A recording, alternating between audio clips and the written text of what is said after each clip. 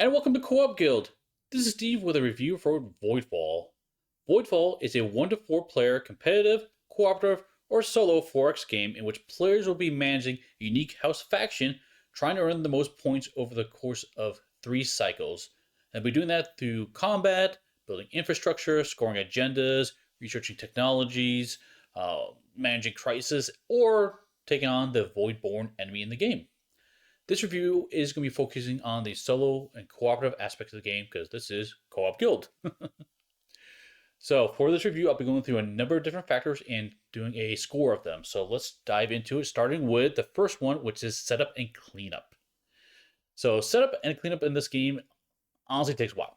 It easily takes you 30 minutes or more to set up the game and put it away. This was something that definitely impacted me when I was playing it. Once I had the game set up on the table, I kind of want to leave it set up just so I avoid the whole removing from the box and taking it out again. I expect a long setup for a 4X game, honestly, but this is more than I would have liked, to be frank. In fact, it was such a big factor for me, I did mess around with some house rules to try to minimize that. So I've got some house rules to reduce the setup. That helped a bit, but the fact that I felt like I wanted to go down that route tells me quite a bit about how much that impacted my experience. Now, I will say, I thought the setup in the box with the insert was actually pretty good, honestly. That helped keep everything organized and what I put away and took it out. So that did help improve that setup and clean up. But this is going to be a big factor for people because it takes a while. It's a big game. It takes up a lot of space on the table, a lot to set up. So this, in my opinion, is going to be one of those event games where I have people come over and we'll sit down and play a game. We know in advance we're going to play Voidfall. I can take that time in advance to have the game prepared for everyone when they show up. Let's talk about component quality now. I have the Galactic box, so keep that in mind as I'm reviewing this, but honestly, I thought the component quality was very good for this game. I was very impressed with it. Excellent quality overall. The multi-layer boards for the characters, the houses you're playing with, they have a nice area to slide in your sheet in there, your house sheet. It has spaces, all multi-layered for your Civ trackers and the places to tuck in all your cards above and below it. Really, really nice. But honestly, the hexes were triple layered was awesome. Being able to like slot in your guilds for your production levels, your installations for your military stuff, and then have them double sided. So you have a standard side on one side and a unique side on the other. Really, really like that. There's metal pieces in there, which are great. Honestly, I don't really have any complaints from the component quality. It's actually very, very good. I was impressed with this. Definitely that stands one of the standout features for this game. The next thing I'll talk about is the learnability, or the ease of being able to understand and learn the game from the first time sitting down in front of it. This was a struggle, for sure.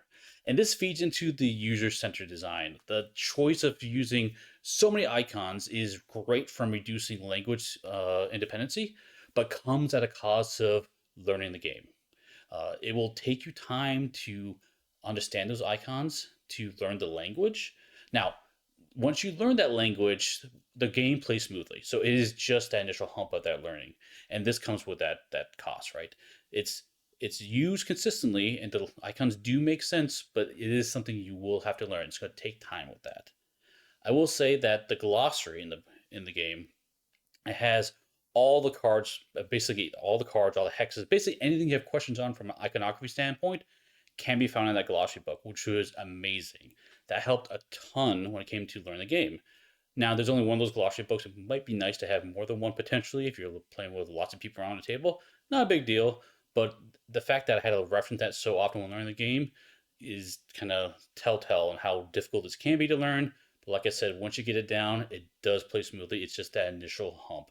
Definitely something to keep in mind, and something that might impact it hitting the table because trying to teach that and bring everyone up to speed on the iconography will take time. Next thing we'll talk about is the playtime. So this is a 4X game. I expect it to be long. And so this is no exception. Like it was about what I expected. It's probably a little bit on the longer side for what I would like.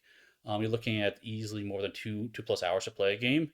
Um, Now, despite the long play time, I felt engaged the entire time, so it wasn't a huge factor, but this is a long game, but I feel like that's mostly expected, so that's playtime. Let's move on to uptime, or How much time between my turns or between me making meaningful decisions is there? Honestly, I think uptime's pretty reasonable overall. Uh, there is a bit of time where you won't be acting and you'll be waiting for your turn. How it works is in this game, you'll be playing these focus cards on your turn, and the focus cards have 3 actions on them. You'll be doing 2 to 3 actions, and you'll play one card, and you'll go around the table. Everyone playing a card, resolving their actions until it comes back to you.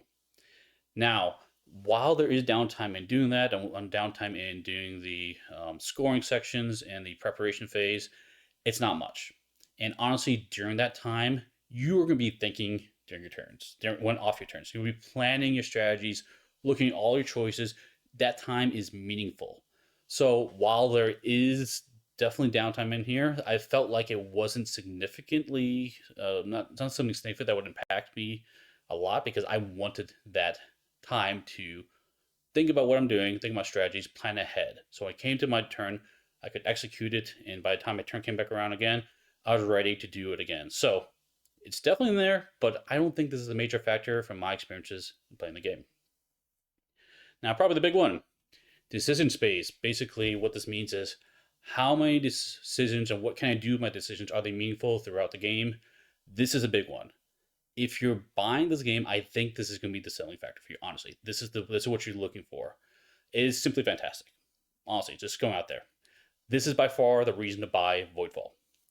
Every decision you make in the game is weighted in pros and cons and has many different interactions with lots of different elements in the game. So, like I said before, you have these focus cards, which you have 2 to 3 actions you can play. There's ways to play 3, but generally 2 to 3 you'll play. And you need to afford the cost for it, and it'll give you some benefits. But the cost is taken away from your ability to do something else. And so you have to weigh like, is this the most important thing I want? And if I do this action, it's going to prevent me from doing something else. So if I do this combat action, can I generate enough ships, reinforcement ships, can produce enough ships to be able to do that combat?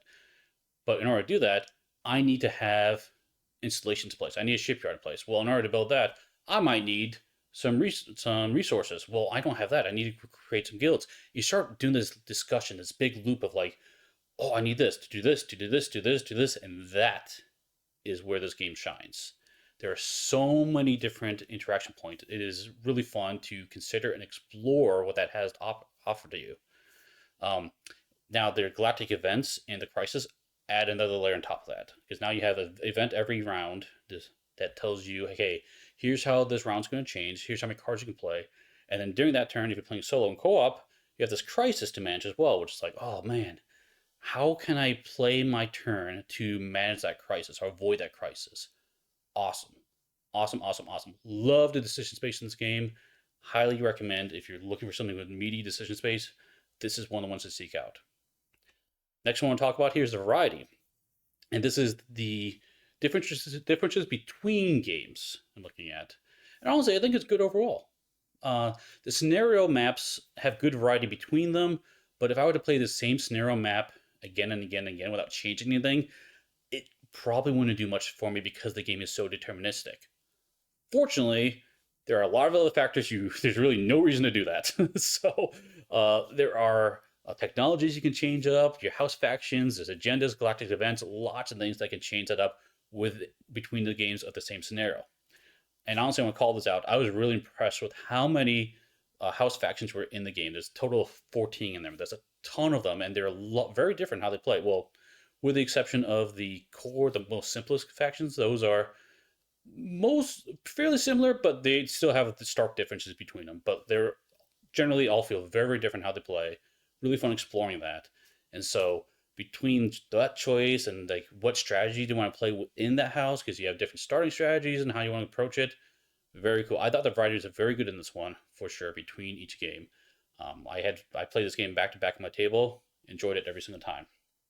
And because we are a co-op guild, we must talk about cooperation. And unfortunately, this one is one where I feel like the game's lacking a bit. Honestly, it is there. It is absolutely in there. This stuff definitely has cooperation, and the main method of cooperation is the joint focus cards. So I said the main part of the game is you play these cards, you do 2 to 3 actions. The joint focus cards are a run of 3 cards out there that anyone can play, And the nice thing about this is when you play them, you'll be able to do part of the actions, and someone else at the table can do the other part of the action. And so it provides a nice cooperation. We're like, oh, you need to build an installation. Well, let me see. I can play this cooperation card on my turn, this joint focus card, and I can give you that action or ability to do so on your turn. So that was great. Really enjoyed that aspect of it. But that's kind of the end of cooperation in this game. You can't really like immediately help people with gaining victory points. You can't really help them with combat if you at all. You kind of have to do your separate stuff. So you kind of separate in that front. So this is one where I feel like there's more that could be done. It's there, but if you're looking for a really cooperative experience, you'll get some of it, but not a lot. In my and how this breaks down. Okay, so that is kind of how the game lays out. Who would like this game? Players who like this game are those who love to walk through a multitude of options and who seek minimal randomness. One thing I didn't mention is the combat is entirely deterministic in this game. You know exactly going to combat what the results are going to be. So it's very easy to compute that. In fact, when combat came up in the game, I didn't even bother setting out any pieces for that. I just looked at what I had, what the enemy had, and just set up the result of it. It's pretty easy to do. Combat itself it's fairly simple, I would say, but it has a lot of nuance to it. So it's not a walk in the park to run through it, but it was good. It provided enough decision space in there, which I enjoyed, and not being the focus of the game necessarily, which was great. Um, but like I said, this is something that honestly, if you want to sit down and spend a lot of time mulling over your decisions, this is a great game for that. There's a lot to do in this game from that standpoint. You will also need a really big table, just keep in mind. I want to stress that as much as possible. For solo, the maps are quite large, and for cooperative, they get much, much bigger. It becomes quite a bit of table space on the board. Okay, let's run into my final thoughts on this one. I really like this game. I kept at my table. I played this back to back to back for a couple weeks straight, basically. And I would leave it on the table, and I would take a few turns, and I would step away, come back to it, and I found myself just sitting at the table and just mulling over the decision space and trying to figure out what's the best plan of attack. And it wanted to be really engaging and fun. Now, I will say that this is better solo than cooperative from that standpoint. The fact that I could sit there and take my time with this, and it didn't take up as much space. I didn't have to worry about the downtime or analysis paralysis of other players. I feel like this is best for solo players, honestly. Cooperation's fun. Don't get me wrong. I will definitely play this cooperative with other players. I enjoy that. But being able to take my time with it, be able to sit down and learn the iconography, that is all hurdles that might be difficult in a cooperative environment. Try and teach everyone that stuff because, like I said, it took me a while to learn it. There's a lot of nice tools out there. I'll shout out to Gaming Rules, who has a very excellent video explaining it. So check that out if you're trying to get a group to understand this game. So this becomes ultimately a situational recommendation for me. Like it is a very good game. It's a very, very good, but it's not something that I would walk up to most people and say, yes, I highly recommend the game. Go play it. I would recommend it to many people, but not everybody. It's when it comes down to it. And I say many people. I say many people from the standpoint of people who are on Board Game Geek, for example, or heavy into board games. This is generally a game I would recommend to a lot of people in that space. Not everybody still, but a lot of people. Just because of how the iconography comes, how much decision space there is. I know some people who are sensitive to analysis paralysis. I would definitely not recommend this to them because you will feel overwhelmed. There's a lot to think about, which is, could be a pro and con depending on who you are. But for me, I really enjoy this one. I love the 4X genre, and there's very few cooperative 4X games. And I was really happy to see an option out there. And I love space themes, so like this one is really hitting it. I also every once in a while I don't mind randomness generally, but I have a limit. There is a sweet spot for randomness for me where it needs to be too much, where my decisions don't feel meaningful, and not enough potentially where it doesn't provide enough excitement for me. This one is closer towards that side of it, to be honest. But there's so much going on, so much decision space. I felt engaged and enjoyed my experience quite a bit. So for this one, I really like it. Would I recommend to everyone? Not necessarily, but I do recommend everyone to check this one out at least because It is a great game, and if it's for you, it would be worth playing for sure. Hope this review was useful. If you have any comments, let me know. It's my first time doing this formal review. I'm looking for feedback. If you guys have any suggestions on things you want to see change on this. But thanks for watching, and we'll see you next time at the Guild. Bye bye.